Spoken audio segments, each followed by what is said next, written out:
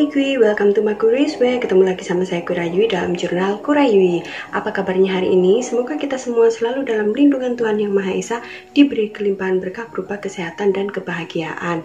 Amin. Dalam video kali ini saya akan membahas tentang pertanyaan, apakah orang yang sudah membaik dari GERD dan anxiety bisa kambuh? Pasca gempa yang terjadi di Malang pada tanggal 10 April 2021 kemarin, saya membuat postingan tentang kondisi saya di sini bersama keluarga, karena banyak teman-teman dan keluarga yang di luar Malang itu nanyain gimana kabar saya dan keluarga setelah gempa yang lumayan besar itu.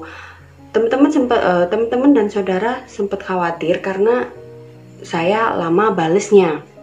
Nah, dalam postingan itu, saya menceritakan kondisi saya di saat gempa dan pasca gempa. Jadi setelah gempa itu, saya sempat mengalami serangan panik, sampai kepala pusing berat, terus perut juga perih banget, sampai nyeri di ulu hati, sampai harus minum obat. Lalu, gak cuma satu orang yang nanya, loh, Mbak, katanya udah membaik, tapi kok bisa kambuh lagi GERD dan anxiety-nya. Jadi dalam video kali ini saya akan membahas apakah penderita GERD dan anxiety yang sudah membaik bisa kambuh. Jawabannya adalah bisa saja jika ada pemicunya. Pada saya seperti itu ya. Boleh dikatakan saya membaik itu udah lama ya, sekitar tahun 2017-2018. Dan itu alhamdulillah sejak kesembuhan itu nggak pernah ada kayak ketika kambuh itu nggak ada keluhan yang berarti gitu. Tapi pasca gempa kemarin saya sempat mengalami serangan panik yang lumayan menyiksa, sampai lambungnya juga ikut error gitu loh. Jadi karena asam lambung itu adalah bagian dari kita, nggak bisa menghilangkannya. Karena kalau nggak ada asam lambung, apa yang akan mencerna makanan yang kita makan gitu kan. Yang bisa kita lakukan adalah mengontrol atau menjaga agar asam lambung ini nggak sampai ngamuk. Kalau yang saya terapkan selama ini kan 3P, yaitu menjaga pola makan, pola hidup, dan pola pikir. Nah, kenapa sampai kemarin itu kambuh? Karena ada pemicunya. Jadi tanggal 10 April itu di rumah sibuk banget. Saya dari pagi udah maksudnya kerjaan itu ada aja, walaupun saya nggak ke toko karena ada halangan, jadi maksudnya nggak bekerja, tapi di rumah kerjaan itu banyak. Sampai akhirnya pada waktu makan siang itu saya telat makan. Itu sebenarnya penyebab pertama ya. Telat makan, biasanya saya pukul 12 itu kan udah makan, itu sampai pukul 1 lebih baru makan. Nah, terus tiba-tiba ada gempa itu tadi. Jujur waktu gempa itu saya nggak ada panik sama sekali. Bahkan saya masih bisa rebah-rebahan santai gitu dengan mikirnya, ala mungkin kayak gempa-gempa sebelumnya yang bentaran doang udah hilang gitu. Ternyata gempanya gede banget kan. Nah, pas keluar itu kan saya sambil gendong si Gembul ya. Itu di luar lihat orang-orang pada keluar dan pada panik.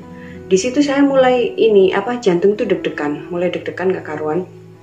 Nah, pasca itu setelah kondisi udah tenang, balik lagi ke rumah, itu barulah saya merasakan nyeri di ulu hati. Jadi kayak kalau orang mah terus telat makan kayak gitu kan, biasanya keluhan dominannya kan itu nyeri di ulu hati itu. Saya minum air putih banyak-banyak untuk menenangkan kondisi saya gitu ya, karena masih deg-degan kan, habis kaget juga, terus lari sambil gendong balita juga gitu, terus lihat kondisi orang di sekitar panik juga gitu kan, jadi ikut deg-degan, terus kepala itu pusing. Jadi saya minum air putih banyak-banyak. Terus belum ada reaksi, sampai akhirnya saya buat rebahan lagi, pokoknya menenangkan pikiran gitu ya, intinya bahwa oh udah alhamdulillah kita selamat, alhamdulillah semua baik-baik aja. Jadi berusaha menenangkan diri, itu belum ada hasil gitu, sampai akhirnya saya minum antasida untuk meredakan rasa nyeri di ulu hati yang nggak reda-reda.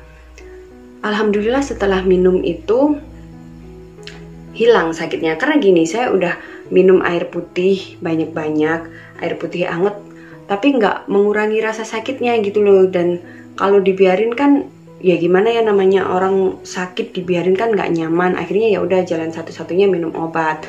Nah, susahnya ini pasca serangan panik itu yang kita tuh jadi sempet orang normal aja. Kemarin itu kayak ibu saya orang normal, maksudnya nggak ada anxiety, pasca gempa itu masih malam itu nggak bisa tidur, khawatir kayak itu. Nah apalagi saya yang ada anxiety gitu kan ya, jadi malam sempet nggak bisa tidur, terus ya kepikiran nggak karu-karuan, bahkan sampai sekarang pun itu masih kayak was-was, takut itu ada gitu ya. Namanya juga dampaknya kalau teman-teman lihat di televisi, di berita kan kayak gitu banget ya. Alhamdulillah kalau di daerah saya nggak segitunya, tapi rasa gempanya itu kan sama aja gedenya gitu loh. Jadi masih kayak rasa was-was, rasa takut itu masih ada. Intinya tuh bisa aja kambuh kalau ada pemicunya, terutama untuk anxiety-nya. Karena selama kita hidup kan kita pasti mikir gitu ya. Kita hidup itu juga nggak stabil terus, nggak landai terus. Kayak kemarin kan tiba-tiba ada ujian, ada gempa kayak gitu kan,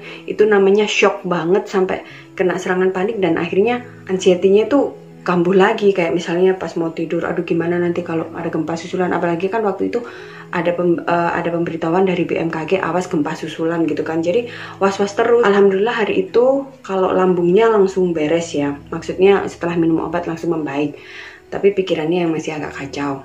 Nah hari Minggunya kan ada gempa lagi. Nah jadi di situ walaupun kita sudah membaik dari GERD dan anxiety, kalau ada pemicunya ya bisa aja kambuh gitu loh. Kalau pengalaman saya seperti itu ya. Selama ini alhamdulillah untuk lambung, walaupun saya makan pedas, makan apa kayak instan, makanan-makanan junk food instan gitu, alhamdulillah aman. Kalau saya menerapkan pola makan alkalin itu kan pasti ada one day cheating gitu ya. Jadi dalam seminggu itu 1 hari aja cheatingnya, dan itu nggak berlebihan. Saya kan selalu berpesan boleh aja makan.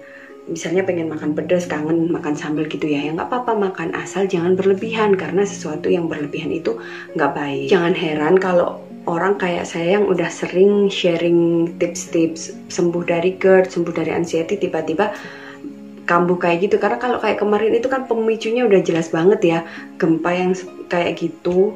Terus dari sebelumnya itu juga ada pemicu yang saya telat makan itu kan, jadi dari lambungnya seperti itu. Nah kenapa ketika serangan panik kok lambungnya ikutan error? Di video saya kalau nggak saya udah pernah menyebutkan yang waktu itu berbagi tentang seminar dari Dr. Andri di seminarnya GERD Anxiety Indonesia, yaitu bahwa otak dan lambung terbuat dari satu kromosom yang sama. Jadi yang satu naik ke atas jadi otak, yang satu turun ke bawah jadi lambung. Itu kenapa ketika lambung error, otak ikutan error, atau kenapa ketika otak error, lambung juga ikut error. Jadi kalau misalnya kita kena serangan panik gitu ya, terus kan pikiran kacau lagi, nah otomatis kan kondisi kita stres, nah pasti itu lambung ikutan error. Jadi intinya bisa aja kambuh, apalagi kalau kita nggak jaga pola makan, nggak jaga pola hidup, nggak jaga pola pikir. Kalau kayak kemarin itu kita udah tetap jaga 3P, tapi tiba-tiba ada terapi shock seperti itu.